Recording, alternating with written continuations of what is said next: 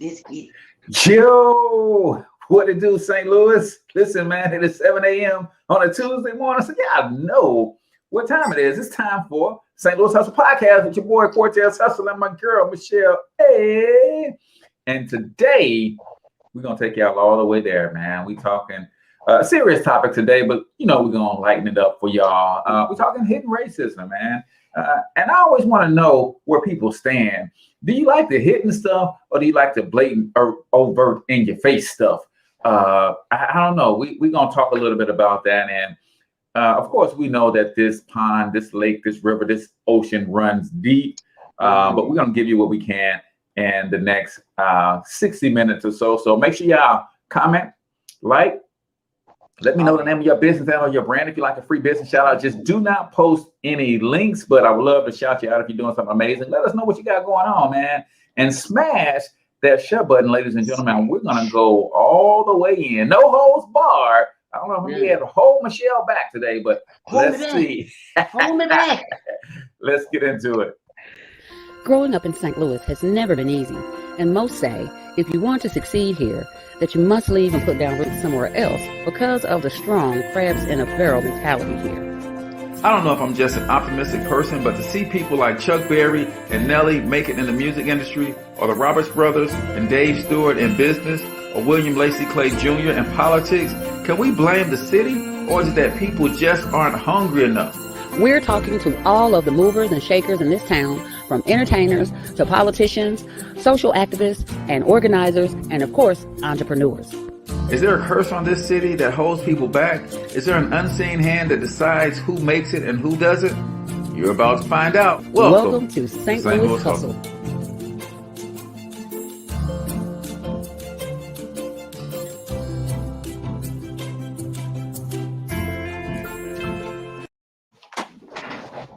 Ha! Guess who's back? Finally. Thank you, Lord. Thank you. I am not the only one. Everybody be looking at the video talking about some chill ain't there prepared. Who just rolled in like that? That joker right there. I love it.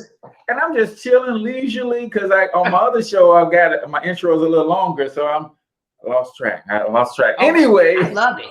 Made me feel good. To the St. Louis Hustle Podcast. I'm your host, Cortez. So that's my girl, Michelle Aaye. And we are coming to you live and direct from the Monetize My Life studios right here in St. Louis, Missouri. Ladies and gentlemen, I've got a free book that I want to give you called Monetize My Life. It's 4 incredibly simple ways to turn your passions into profit. And let me just say this real quick.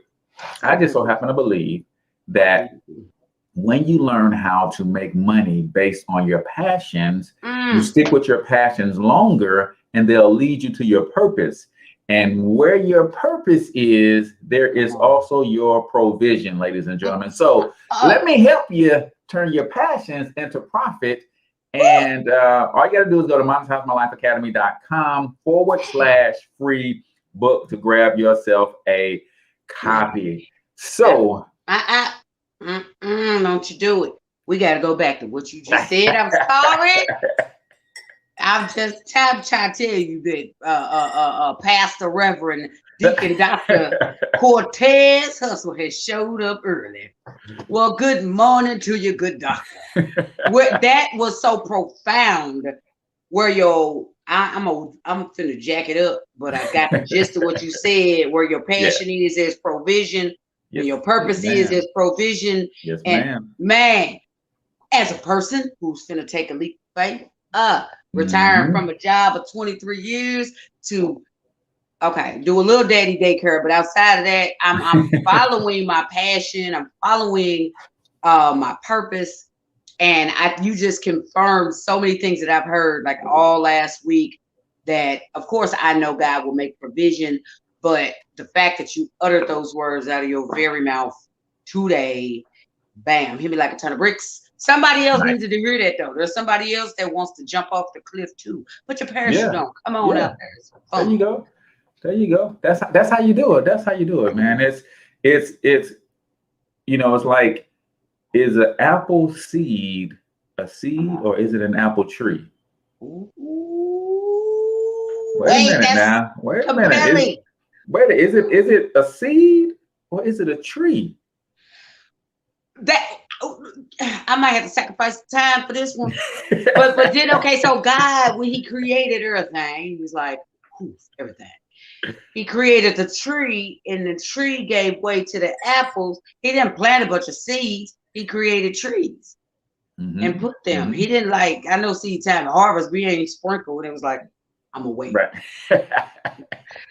So it was a tree that bear fruit to a seed. Is that the answer? Well, the only difference between an apple seed and an apple tree is the environment. See, God already put everything in the tree is already in the seed. It's already in there. It's already in there. Boy, you better shut your mouth. The key is getting the seed in the right environment to produce the tree. See, everything that God already did for us, Michelle, he already did it. It's already in there. I can't right now. I can't. It's too early to show. It's too early to show. That's the A word of the day right there. Now we gotta get ourselves in the right environment. Oh my God. So we can forth what's already in us, Michelle. So woo woo woo, as Martin would say. Woo woo woo. I feel like man, oh man, I could dance to that right there. I'm telling you the truth.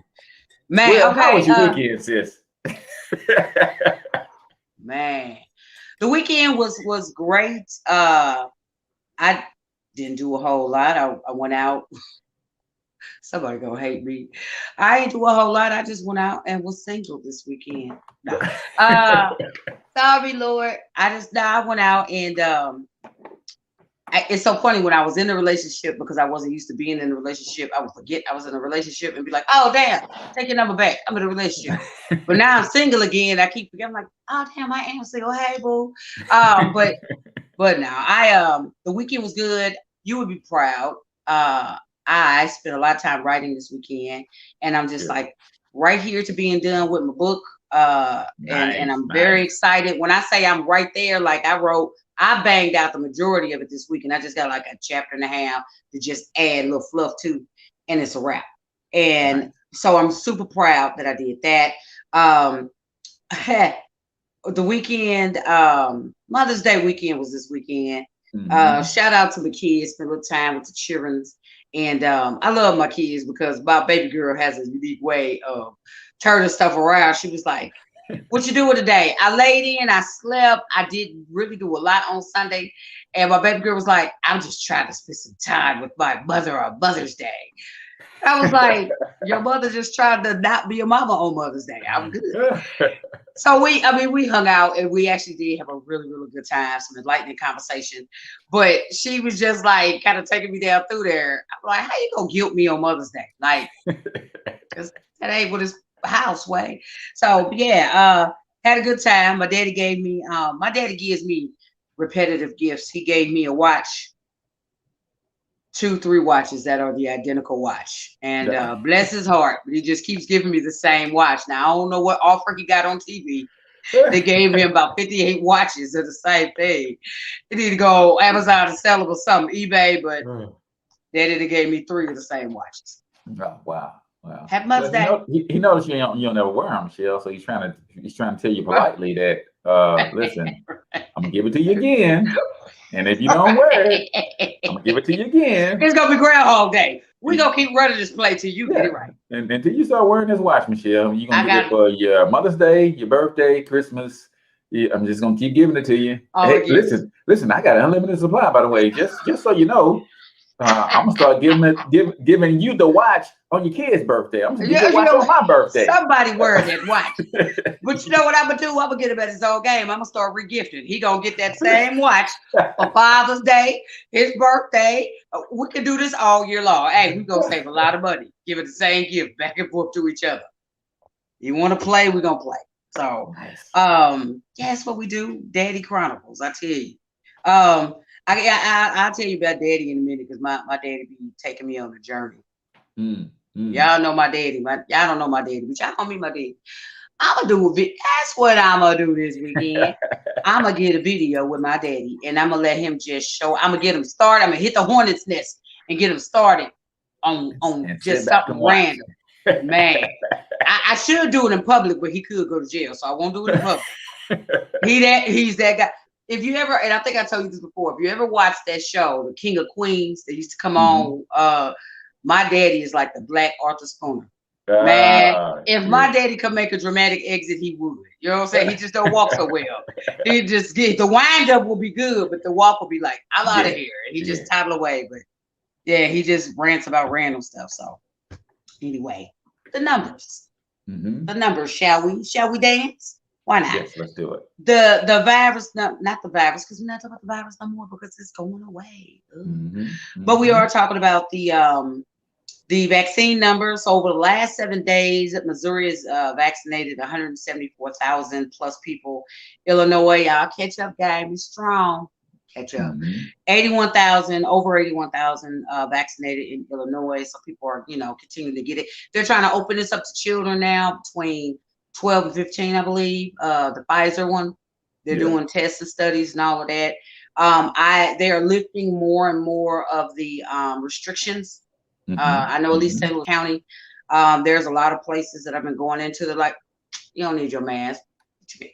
I don't need my mask. It's been what I do for the last year plus. I need my mask. So I don't know. Do you think it's too soon to start lifting mandates? Like restaurants are going back to full capacity. People not wearing masks. There's still some different strains out there. I even heard them say on the news, they're trying to figure out if this is going to be a one and done vaccination or is it going to be like a flu vaccination and people have to get it every year.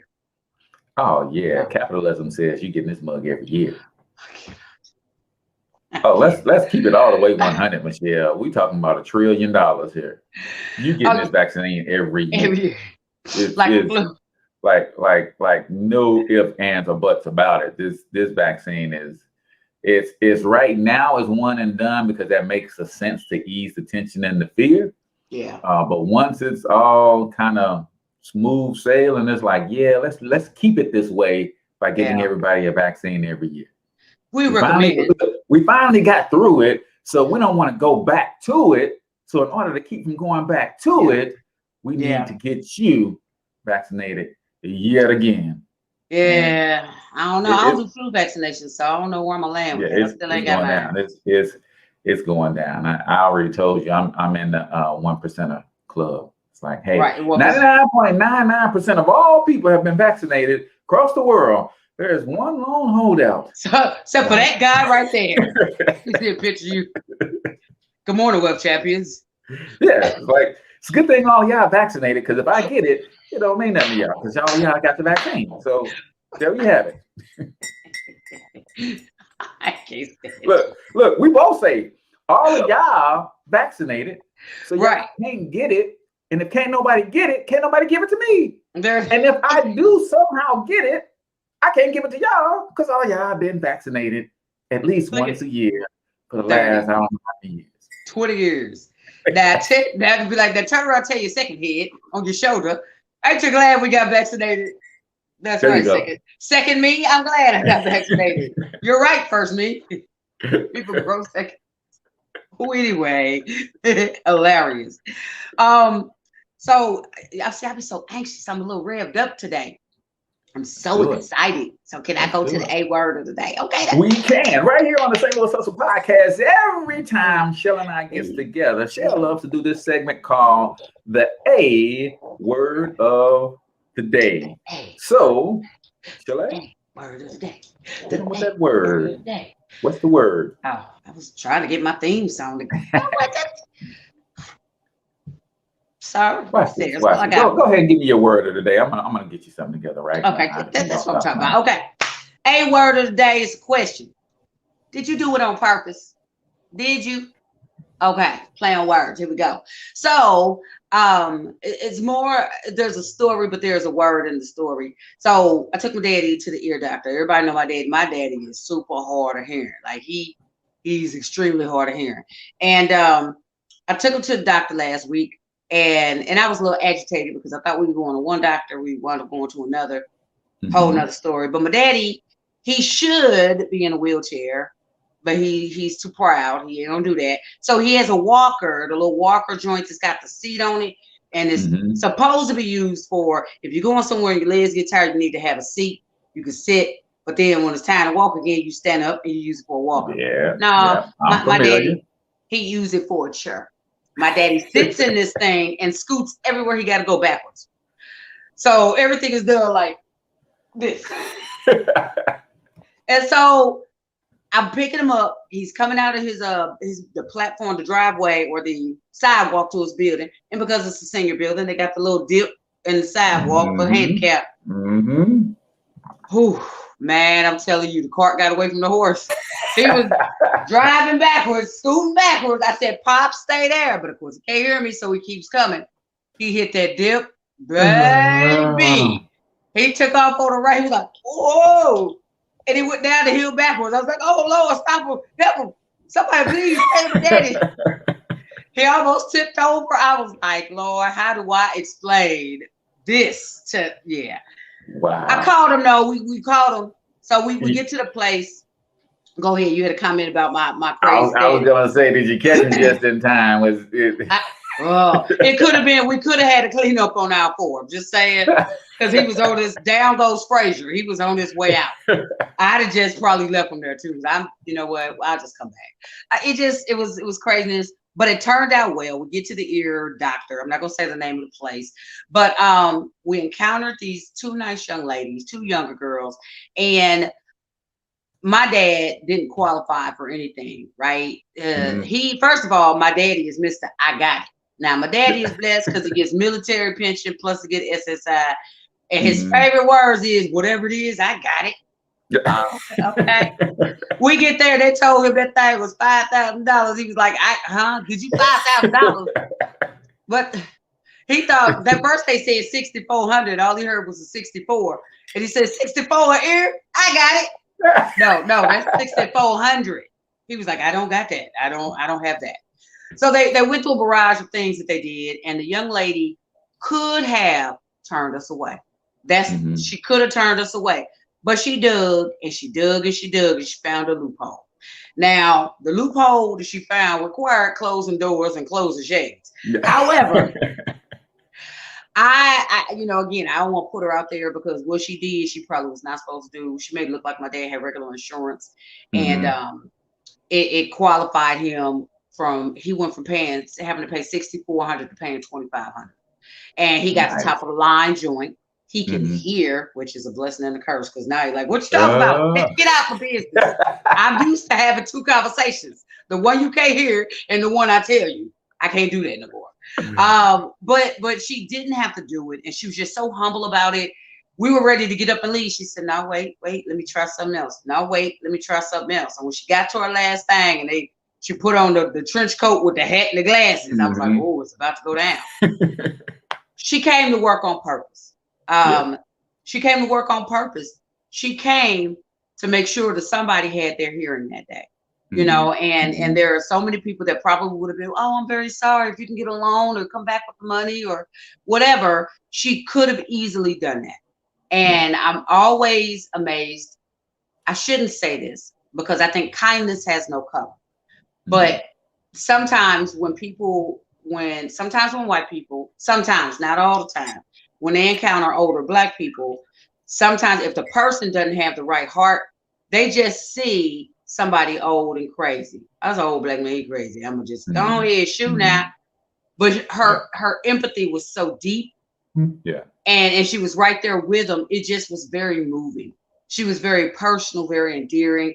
And it just really moved my heart that she showed up on purpose. And it brings me back to, if you're doing your job, I don't care if you're a shit shoveler or you're a doctor, a nurse, or policeman, show up on purpose. Come to work on purpose today. Be intentional in whatever your job is. And if you don't like your job or you're not happy anymore and you're running on fumes like I was, leave. Find something else. You know what I'm saying? If it ain't your purpose, really don't work in it, because people will get the fruit that you sowed to their life. And sometimes that fruit could be rotten. Don't give people rotten fruit. Please don't. It's nasty. But yeah, so I just it wasn't so much as a word, just that kindness has no color, and I think everybody has the capacity to be kind if we just activate. Yeah. Activate kindness today. That's my word of the day. Activate kindness today. Boom. That is the A word of the day. And now the IA word of the day. Look, All right. So we got a little work to do. But is that my name? Aaye, Michelle Aaye. that was work with it. Short notice. So but I like that though. Let me see. And now the IA word of the day. Yeah, we'll fix it. We'll fix it. But I like it though. I felt official in that moment. I was like, that's me. Yes. All right. So Michelle A's word of the day is brought to you by A Ladies. You want to tell them about your group? Oh, yes. Hey.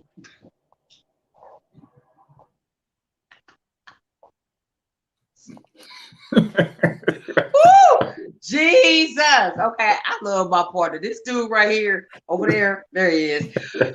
Hilarious. You want to tell about your group? Oh, hello, I'm on. Felt like you did when you came back to the mic. Oh, it's me. Okay. So A Ladies. So I have this new group, right? On Facebook. It's called A Ladies. And you can go to the A Where You At page, one of my pages. And you can join this group. I'm gonna send out a bunch of invites, and y'all better get on board because people getting on board. You gotta get on board. So inside this group, man, so much is gonna happen. We're gonna talk about the things that ladies talk about, right? The meetings. Hey, now we're gonna talk about life issues, right? We're gonna support one another. We're gonna love on one another, and we're going to uncover and release things that need to be uncovered and released. One thing I've learned over the last probably 18 months to 2 years is that if you don't have a strong support system in your life for the things that you go through as a woman, you're canceling yourself out. We were not meant to travel this world alone. We were not meant to go through issues and problems alone. We were meant to be unified. So not just ladies, but everyone. But ladies, we have specific problems. We have daughter issues and daddy issues and husband issues and baby daddy issues. We need to talk about those things. So A Ladies is going to be, it's a safe place where we can come on in the room. You come in the room, sit down, and talk about what's going on. So stay tuned, be on the lookout for us. And when I send out these invites, y'all better come and join. I'm gonna start kidnapping people and locking them up in the A Ladies place. Locking them up in the group.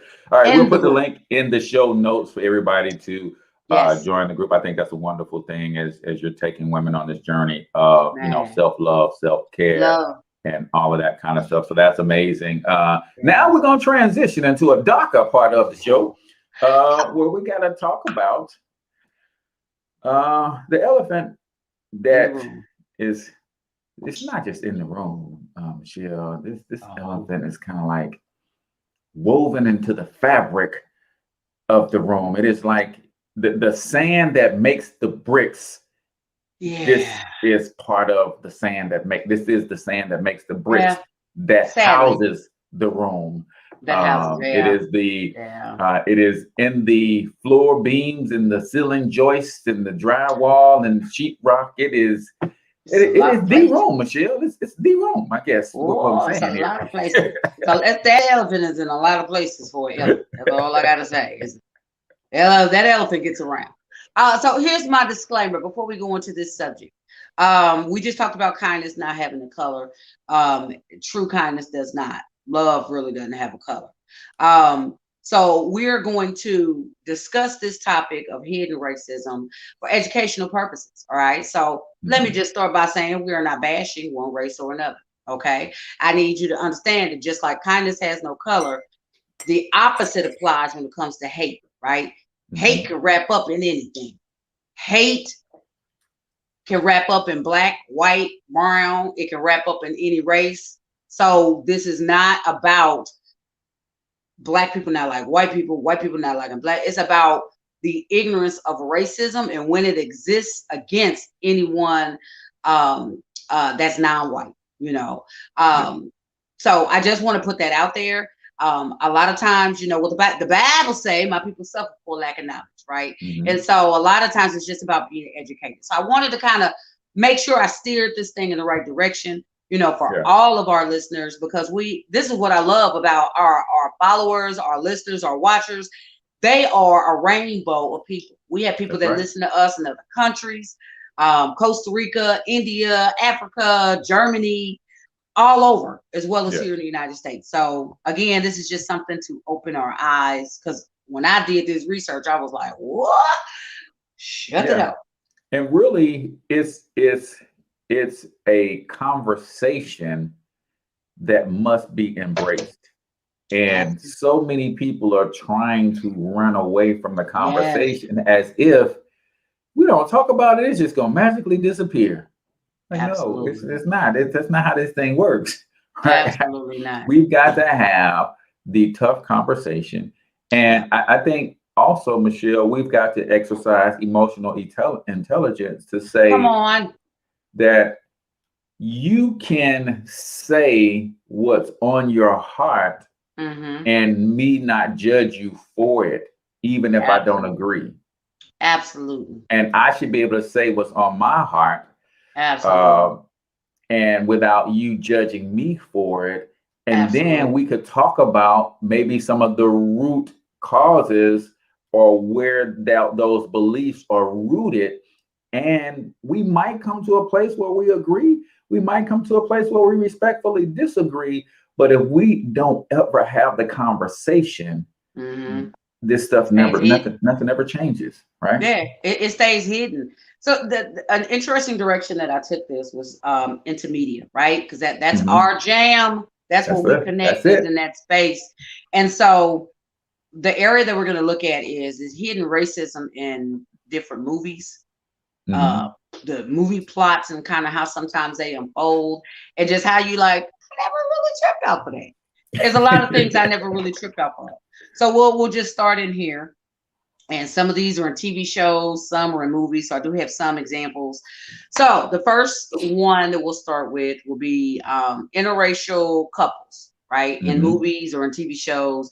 Not all the time, but the majority of times, whenever there is an interracial couple in media, in movie, television media, it's always at least one white person or one Caucasian person and another race, right? Mhm. Rarely will you see two different races other than non-white in a Mhm. interracial relationship.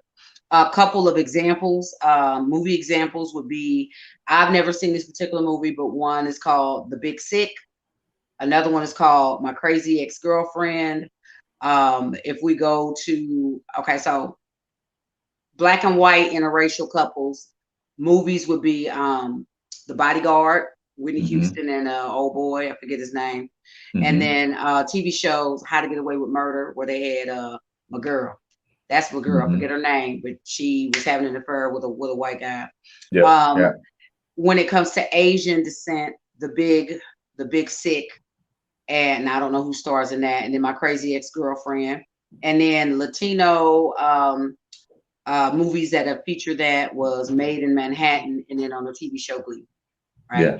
So Yeah. there are some examples, and again, I think it is like rarely will you see like a black guy and an Indian woman. Rarely will Mhm. you see an Asian guy and a Hispanic. Mhm. I think mainstream America in media, they keep it that way. I think to draw an audience.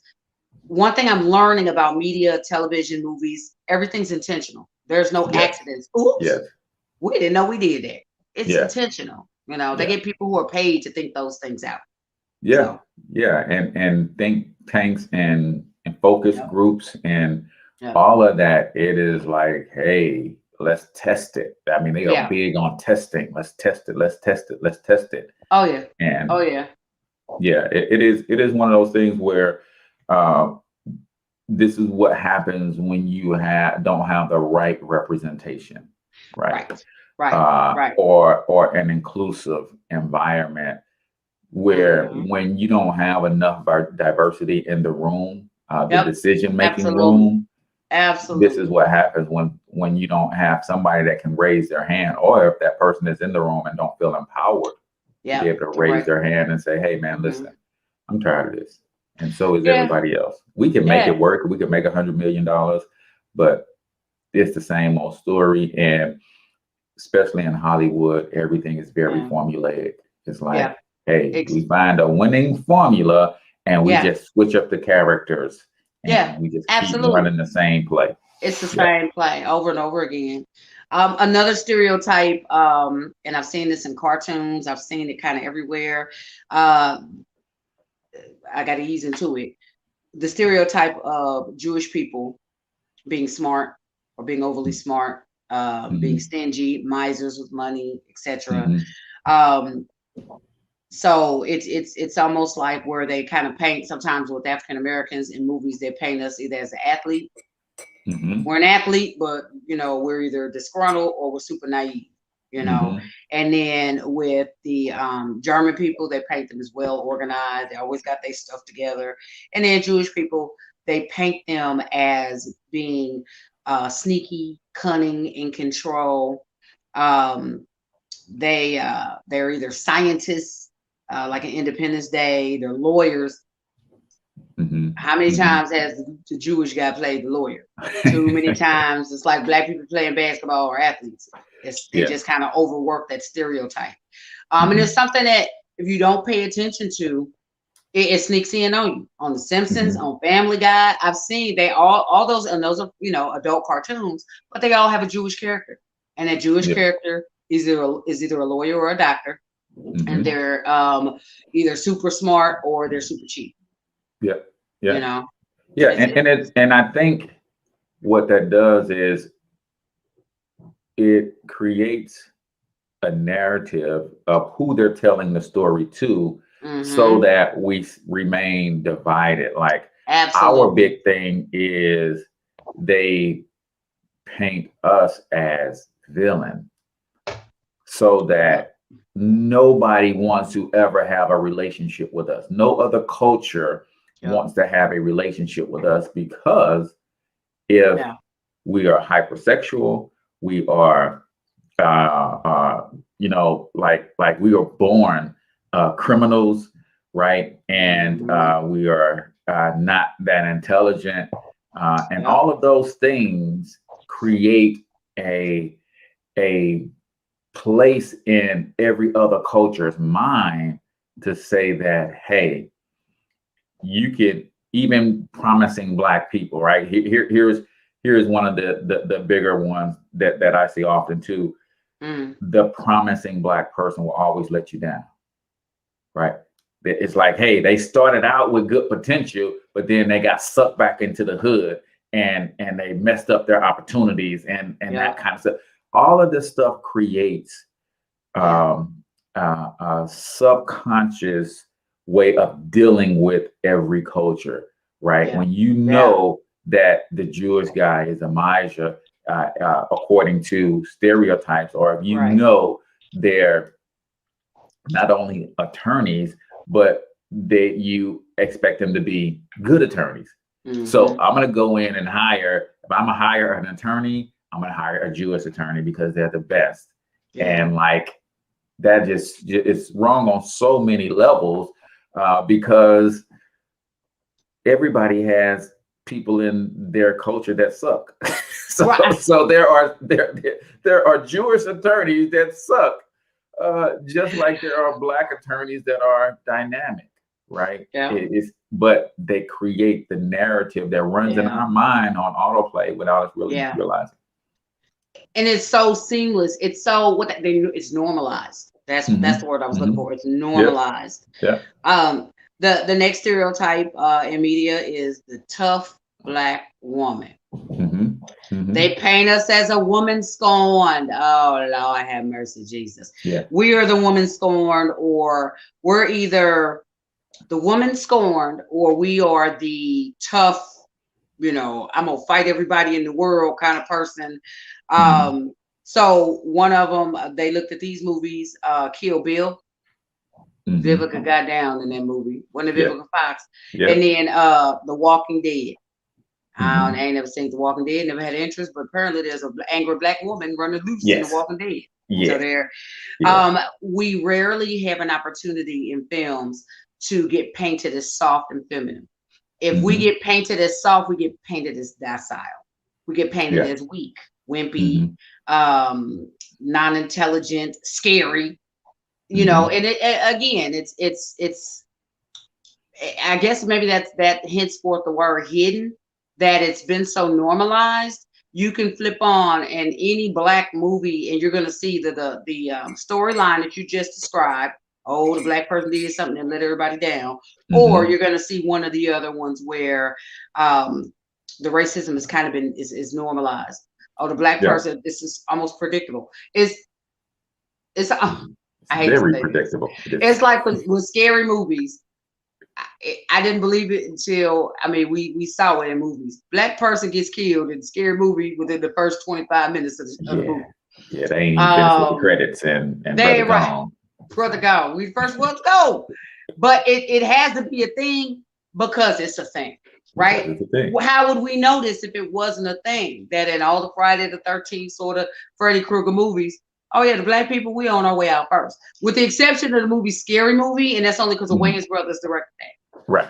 You Right. know, Yeah. so And I think that is huge. And when I see the way Black women are depicted as attitudey, tough to get along with, super mhm, duper independent, mhm. what is that doing if you are looking at that from the outside looking in?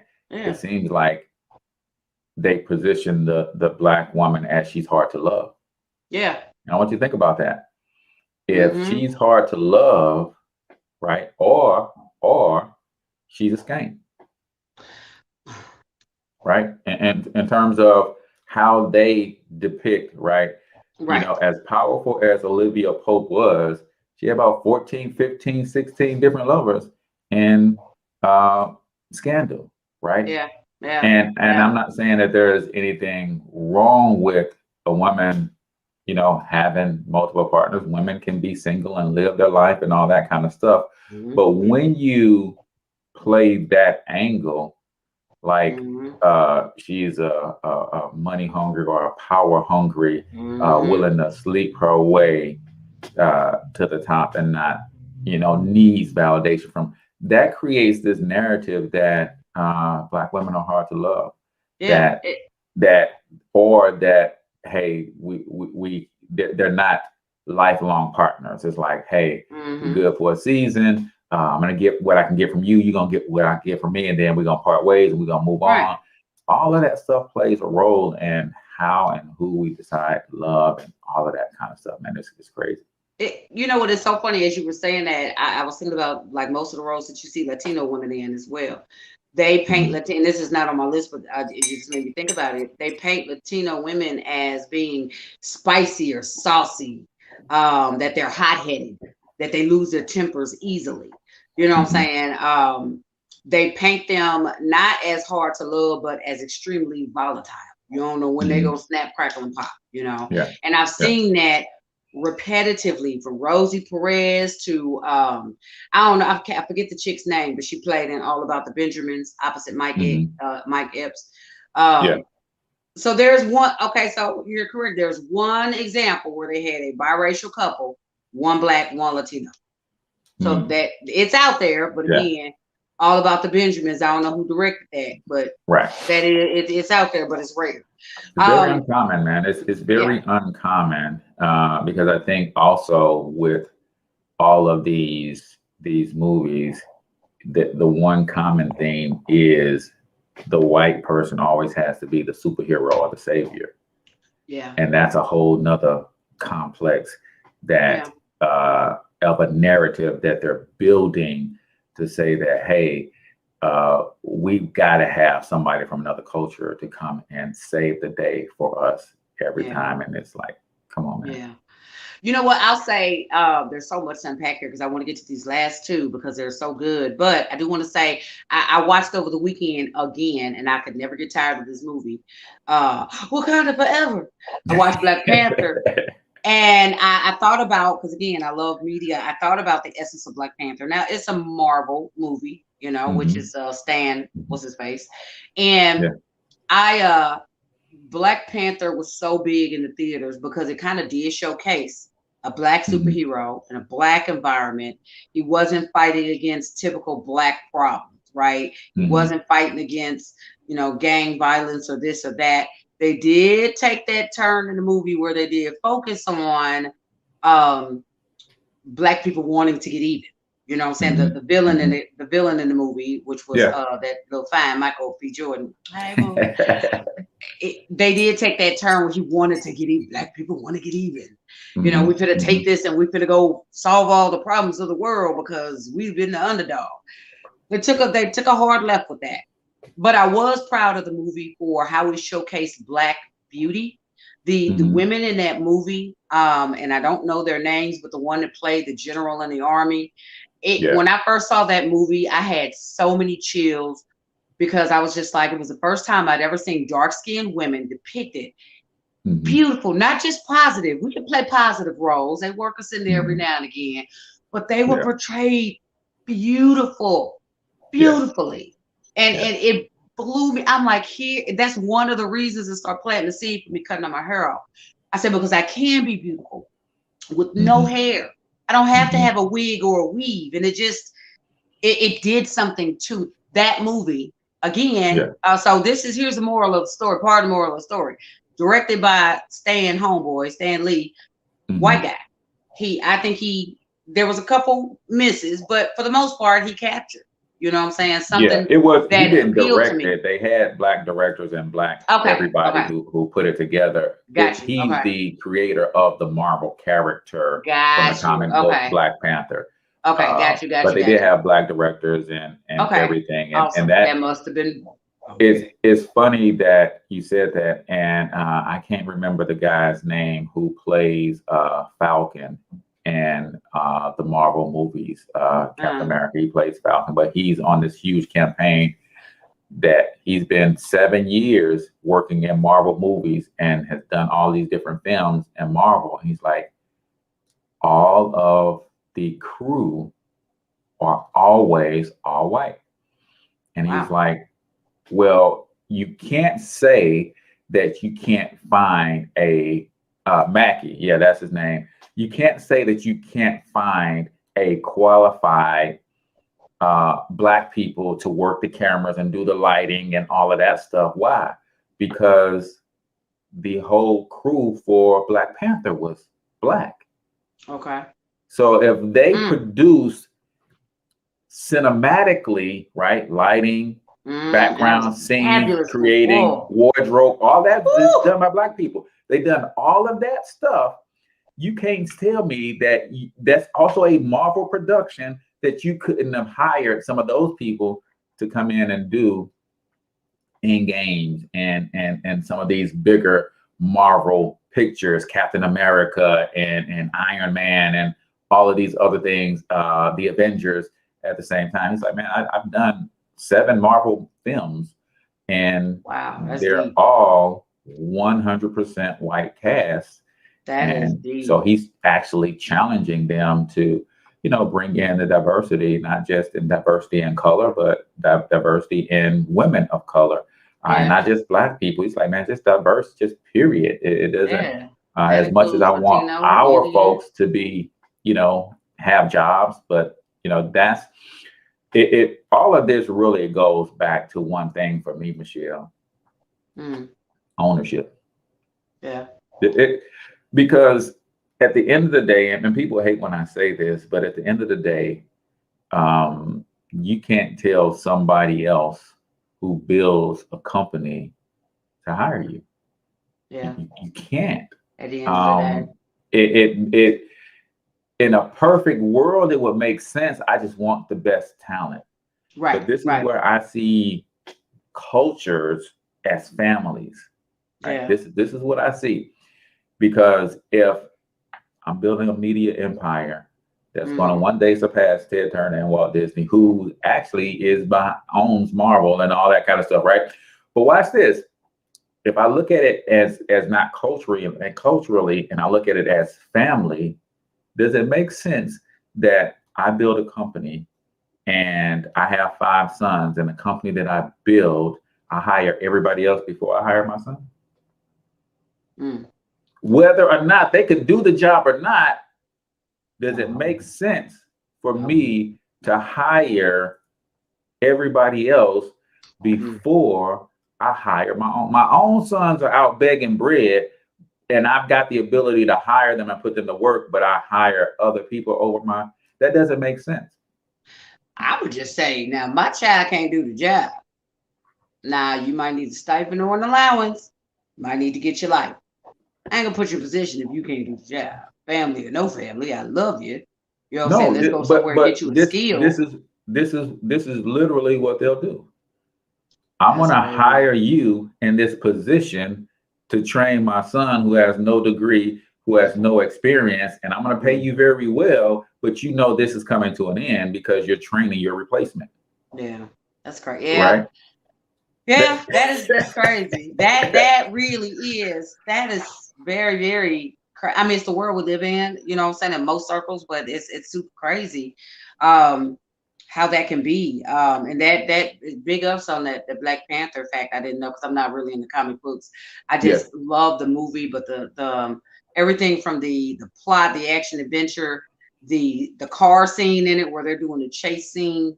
I absolutely love that movie and can watch it 1,000 times. Like I went to the show with 3 different guys and seen it. I was like, okay, Friday, Tuesday, and Thursday. We got it. And watch this, Michelle. Smaller budget than all of the other Marvel films. Well, that movie was amazing. And I love the story, the moral at the end, how at the end we can't stay separated. At the end, we got to come out and we got to love on everybody so that we all can be. If I'm living good and my brother's suffering, I'm come on. That's so I loved it. But to the point though, while it was produced and created for us, is that the ending that we wanted?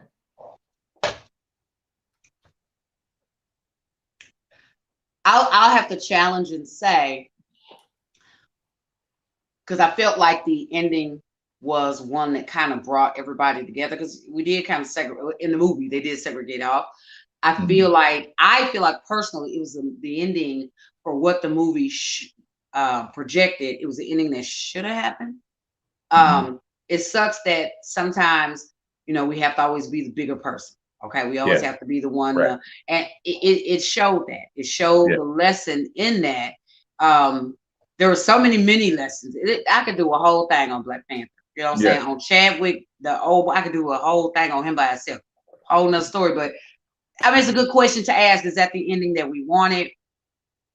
But I'm talking about culturally for what that could have done for us, like bringing in the white guy to save the day. At the end, he was instrumental. Hey, everybody else in the movie was black. Oh yeah. Everybody else in the movie was black. Colonizer. It couldn't have been a black CIA guy. That, I see what you're saying. You know what I'm saying? Yeah. And did it have to be, okay, we're gonna go to America and open up and create this international thing between America, or could it been, hey, we're gonna go to specifically black institutions and HBCU, and this becomes the hub, and we're going to start with the people who look like us first and then span out. So there's a lot of things when, like you said, everything is intentional. So there's a lot of things in the writing and the screenplays and things that says, hey, we really want to go this direction, and like, nah, that's not gonna have global appeal. Take them to the hood. Don't take them somewhere where they're educated. Take them to the hood. So there's a lot of things, but we got 2 more to get to, and I don't want to keep going down this rabbit hole. But it's a deep. We knew. It's a lot. It was so interesting. I had to get, because we both love media, and there's so many things out there. So I'm gonna hit these next 2 super quick. The next one, darker equals worse. You know. Cowboy, black hat, cowboy, white hat, good, bad, black cats, that whole thing. I'm not gonna stay on there because I think we kind of know a lot of times. Villains are black and white, but a lot of times in movies we get portrayed darker is worse. And yes, I said worse. So that exists there. I I do want to go to this last one here, and then I got to hit the Disney stuff super quick. But Black TV families, right? Where it used to be that Black TV families were more positive, right? But I think somewhere down the line, Black people felt and white people felt that those stories like the Fresh Prince of Bel-Air, what's the show with Urkel, Family Matters, they didn't depict accurate stories, right? But then we had back in the day shows like What's Happening and Good Times. They depicted the struggle all the time. So when these other shows came along, they kind of went so far to the extreme to show positivity that I think Black America and white America, because again, most of them shows were directed by white folk, they felt as though, okay, we went too far that direction. We need to take it back. And we have shown the birth of shows like Power and Empire. Every Black family is so if Black people have money, we got it corruptly, right? If we have money, it's because we got it either doing sport or The Game. That's another show. I've never been a fan of that show. We either got money selling drugs, as being an athlete, or what is that? Selling drugs, being an athlete, or some kind of criminal action, right? And that if we have power and money, that's how we got it. Yeah. And that stereotype is I hate it. Yeah. Or we gotta compromise our morals to keep it, right? Absolutely. And that's that again. It keeps along the overall narrative to criminalize Black people, because if you're white and you're watching the show, you cannot tell me that you don't think every time you see a Black person with something nice, even if just for a flicker of a moment, you're wondering if they're an athlete, if they're a drug dealer or something. They couldn't have had a founder of a company like Worldwide Technology and that been passed down to them. They couldn't have had a founder of a BET in their family that really helped. So it's always, if you got something nice, there's no way you worked for it, right? Especially if it's nicer than mine.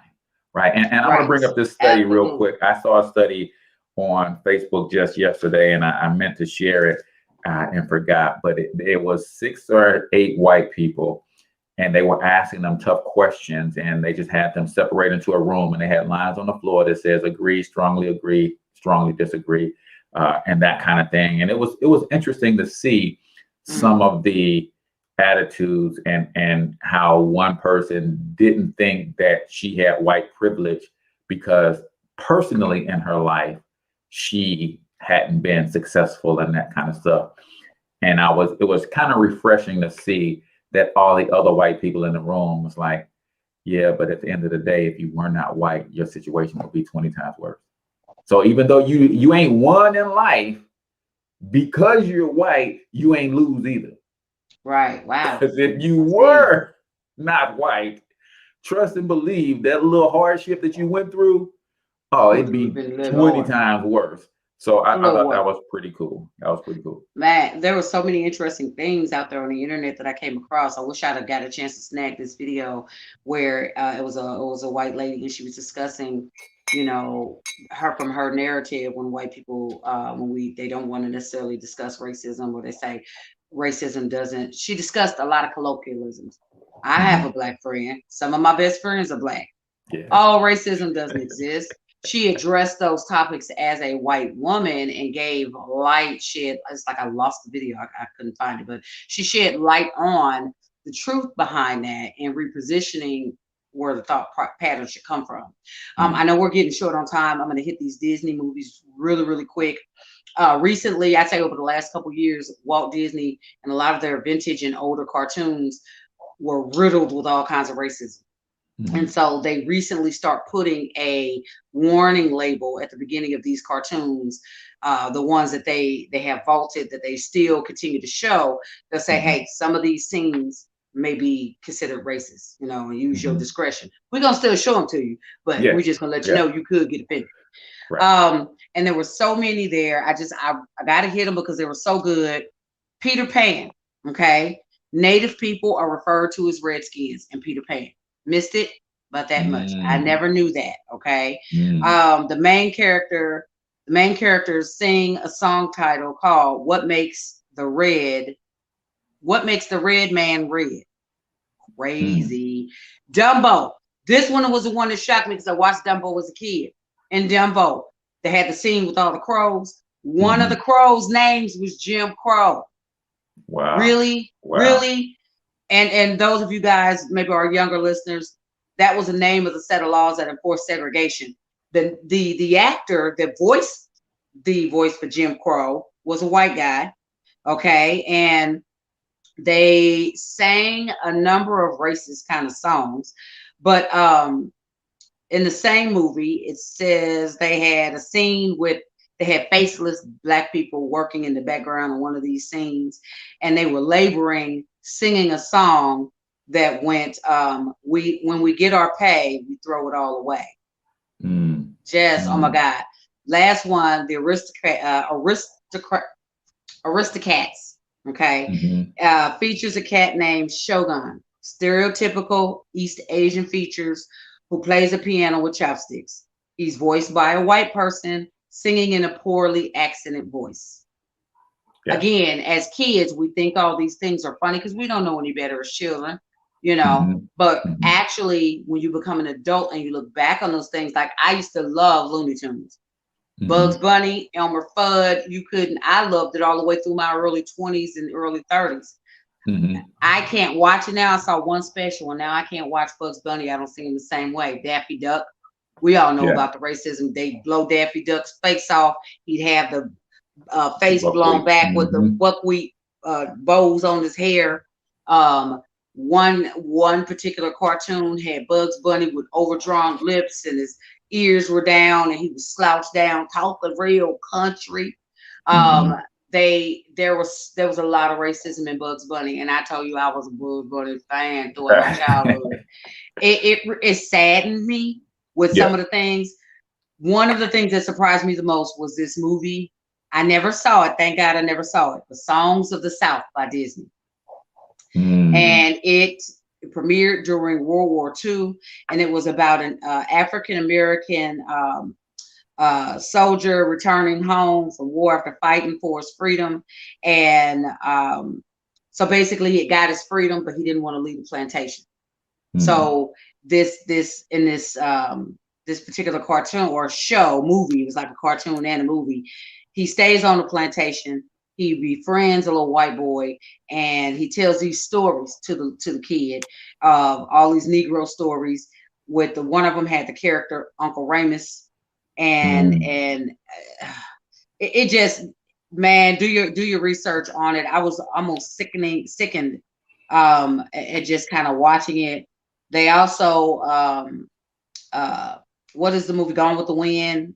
Oh girl, I forget her name. Hattie Daniels played the mammy, in that movie. You know, where she was a jovial, overweight, dark skinned Black female that was docile and lazy, but she catered to the white people and gave them everything they wanted. Yes, sir. It's crazy. Those depictions, bananas. Do your research, people. In racism. Yeah, and media is all about controlling a narrative or creating a narrative and moving people in a certain way. And that's why we've got to get ownership of media, because when you own media, you own the shaping of how people see, particularly your own culture, but also other cultures as well. So till we talk to you guys next time, I want you to get your money up, because you absolutely can do it. But more importantly, you deserve to do it, each and every single one of you. So hustle up.